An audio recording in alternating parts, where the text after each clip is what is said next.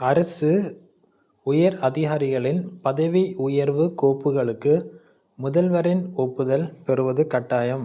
தமிழக அரசு அதிரடி உத்தரவு பிறப்பித்துள்ளது. தமிழ்நாடு அரசு அதிகாரிகள் மற்றும் பணியாளர்களின் பதவி உயர்வுக்கான புரமோஷன் பேனல் கைட்லைன்ஸ் நிலையான வழிகாட்டி நெறிமுறைகளை வெளியிட்டு அரசாணை வெளியிட்டுள்ளன.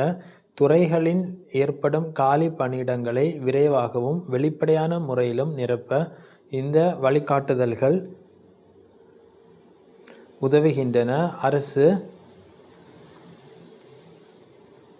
உத்தரவின்படி ஒவ்வொரு பதவிக்குமான தகுதி பட்டியலை தயாரிக்க குறிப்பிட்ட வருடத்தில் 6 நாள் குரூஷியல் டேட் அடிப்படையாக கொள்ளப்பட வேண்டும். 5 ஆண்டு சரிபார்ப்பு காலம் பதவி உயர்வுக்கு பரிசீலிக்கப்படும் அதிகாரியின் முந்தைய 5 ஆண்டுகால பணிப்பதிவுகள், ஒழுங்கு நடவடிக்கைகள் மற்றும் தண்டனைகள் முழுமையாக சரிபார்க்கப்படும். விதி 17(b) இன்படி கடுமையான குற்றச்சாட்டுகள் நிலுவையில் இருந்தாலோ அல்லது தற்காலிக பணி நீக்கத்தில் இருந்தாலோ தகுதி பட்டியல் பெயர் சேர்ப்பது தள்ளி வைக்கப்படும். ஆரம்பகட்ட விசாரணைகள் பிரிலிமினரி இன்குயரிஸ் அல்லது எளிய குற்றச்சாட்டுகள் நிலுவையில் இருப்பது தகுதி பட்டியலில் சேர்ப்பதற்கு தடையாகாது.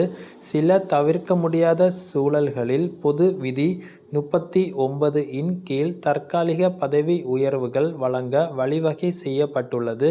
பதவி உயர்வுக்கான பட்டியலை தயாரிக்கும் போது தகுதி, மெரிட் மற்றும் பணி மூப்பு நிலை சீனியாரிட்டி ஆகியவற்றின் அடிப்படையில் இடஒதுக்கீடு விதிகளை பின்பற்றி பட்டியல் உருவாக்கப்படும். தற்காலிகமாகவோ அல்லது நிரந்தரமாகவோ பதவி உயர்வை துறப்பு, ரீலிங்குவிஷ்மென்ட் செய்தவர்கள் மற்றும் பதவி விலகியவர்களின் விவரங்கள் உரிய ஆவணங்களுடன் தனியாக பராமரிக்கப்பட வேண்டும்.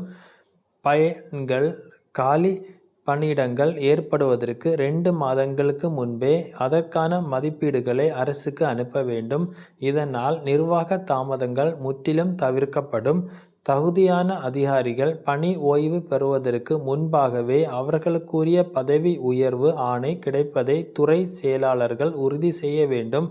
தகுதி பட்டியல் தயாரிப்பில் உள்ள குளறுபடிகள் களையப்பட்டு ஊழியர்களின் பணித்திறன் அடிப்படையில் துரிதமான பதவி